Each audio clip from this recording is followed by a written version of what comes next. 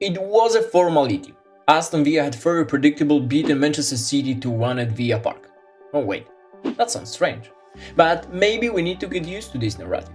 Aston Villa perfectly exploited Manchester City tactical problems, leading to the 9 defeat in Pep Guardiola's last 12 games. What were these problems? Why did City look so helpless? Let me explain. I'm Michał and this is Behind the Game. This was another match in which Manchester City failed to find a clear way to threaten the opposition goal. They have 5 major issues in this match. First, a hole in the middle. Manchester City started the match in the 4-2-3-1 formation, but that was only on paper. When building a positional attack, Rico Lewis moved higher up the pitch and formed a pivot pair with Kovacic.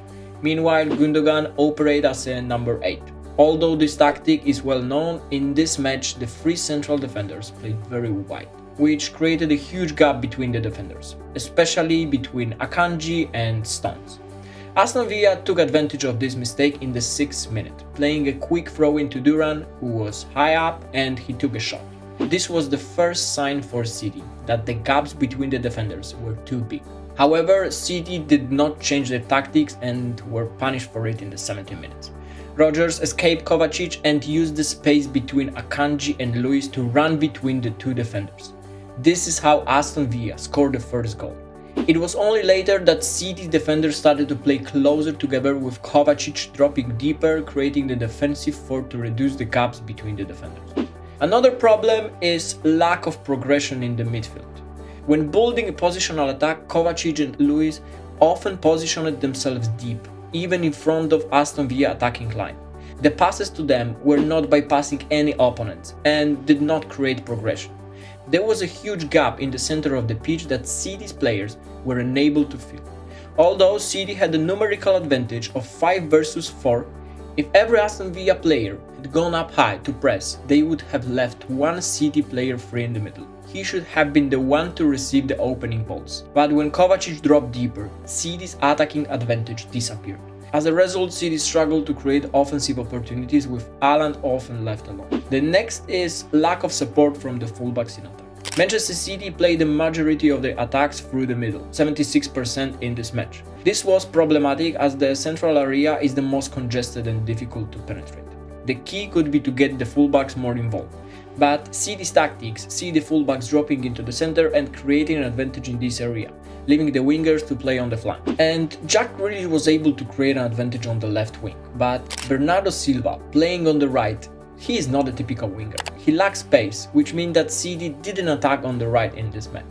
Last season, Kyle Walker would run around the winger to create an advantage in the wide area. In this match, he never joined in a quick attack. Aston Villa, on the other hand, used the wide areas perfectly, with Matikash joining in on the offensive, creating a numerical advantage in the wide area. Similarly, on the left, Lucas Digne would join in at the right moment, drawing the attention of one of the defenders, opening up space for a through ball. Another is passing inaccuracy. City's plan in the first half was to play the ball on the right, focus the opposition players, then Gundogan would come out for a through ball to distract Matikash and play long passes to the left. Jack Grealish was supposed to enter one-on-one duels and attack the opponent's goal. The Englishman received 7 such passes in the first half, but 3 of them were imprecise. Grealish had to go back for the ball, which meant that defenders had time to settle in defense, or the ball was played too close to the sideline, which prevented an effective attack and sometimes even receiving the ball. Out of these 7 passes, Jack Grealish had 1 accurate shot, and that was the only threat from City on the left side. The plan was good, the execution works. Maybe a Jeremy Doku or Sarvinho would be a better choice. Both are faster and more dynamic, they have greater ease in the one-on-one duels, which would allow them to better use the free spaces. Let me know what do you think. Okay, so how did Aston Villa play? Manchester City approached the pressing high with 6 players, trying to cover all the players individually. However, considering that Duran was covered by 2 central defenders, there was one Aston Villa player who was not covered, Youri Tielemans. And it was him that the defenders looked for most often with a pass, and most of the defensive attacks went through the Belgian.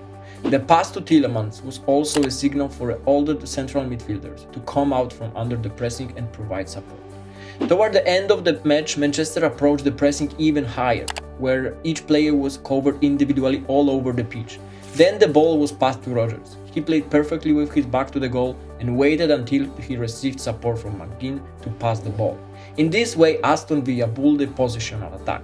It is also worth mentioning that Rodgers was the absolute leader of this match. Besides his excellent ball distribution, he often dribbles, even in his own half, which shows his great self-confidence and trust from Unai Emery. You will probably say, hey, you forgot about the fifth problem. Now is the time for it. The last one is the lack of Rodri. Pep Guardiola is constantly rotating the lineup and looking for a formation that will make Manchester City finally start playing like they used to. In the post-match interview, he said that the only way to get better results is to give him his players back. Out of curiosity, I checked City's last match with Aston Villa, which took place on April 3, 2024, then Manchester City won 4-1. The differences in the starting 11? Diaz, Rodri, Doku and Alvarez. But Diaz is in such form that it is difficult to say whether he would be able to prevent the goals conceded. Doku is on the bench, so it was a conscious decision by Pep to not play him. Alvarez left, but now Alan is playing a player with a great potential, so that leaves the lack of Rodri. And here the question arises. Would Rodri's presence really prevent Manchester City from losing so many games? Or maybe the problem is deeper? Does it say well about Pep Guardiola that the lack of one player leads to the complete breakdown of the team? Does it mean that he cannot cope in the situation when he does not have an optimal squad at his disposal? Let me know in the comment. See you in the next analysis.